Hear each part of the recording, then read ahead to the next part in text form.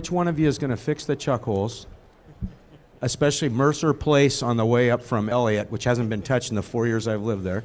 And then the second thing is, why are there the same number of policemen in Seattle as there was 30 years ago? And which one of you is going to double the size of the police force? Okay, we know you're both going to fix the chuckholes.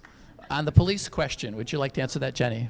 Yeah, we need to not just increase, I think, the number of police officers, because while we've added them, usually it's just for the attrition. We've grown as a city, but I think we also have to look seriously at bringing back community safety officers and others to handle those low-level crimes, to work with communities.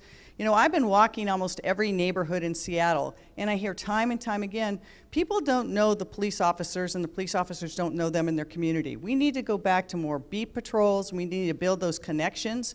And then I agree, back to the chuckholes, you know, it's about basics. You know, a mayor has to, first job is pay attention to those basics. You know, water, sewer, garbage, fire, electricity, chuckholes, potholes. We got to fix them all. But I think we need, you know, it is not just about public safety, it's about livability.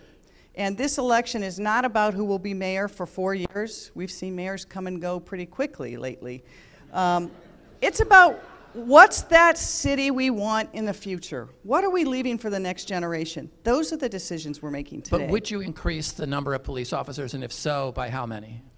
Yes, I would. I don't think we can say by how many until we look at it difficultly, because if you look at the budget right now, there's not enough transparency into what are those sworn officers doing and what departments are they in. For example, one thing I would do is make sure that in South Precinct, we don't just keep changing the commanders. We need stability in each one of our precincts, because the relationship with the community starts from the top down. So I think before you can get a set number, you really have to analyze where are they needed, what times are they needed, and can we offload some of those public safety responsibilities to a different kind of officer like the CSOs we used to have.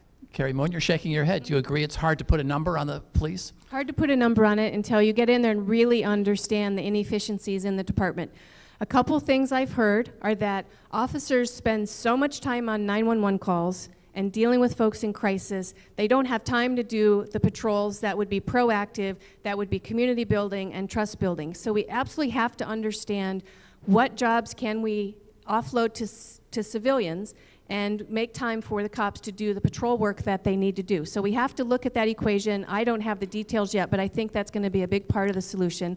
Second, they don't have time to go to the training that we need. We all know that they need more training in de-escalation techniques, in alternatives to use of force, in helping people in crisis, and in anti-racist training. We all know that's part of the long-term solution to help the police force be the most skillful, least violent police force in the nation. We know they want to be that police force, but they need the training to get there, and they need the support from middle management to get there. So I think this is a problem of leadership at the top and in the middle, and it's a problem of, are we staffing right, and how can we get them, you know, to focus on the priority activities we know they should be doing. We have a retort. Yeah, I just have to disagree a little bit. They do have the time. Not only do they have time, it's mandated now.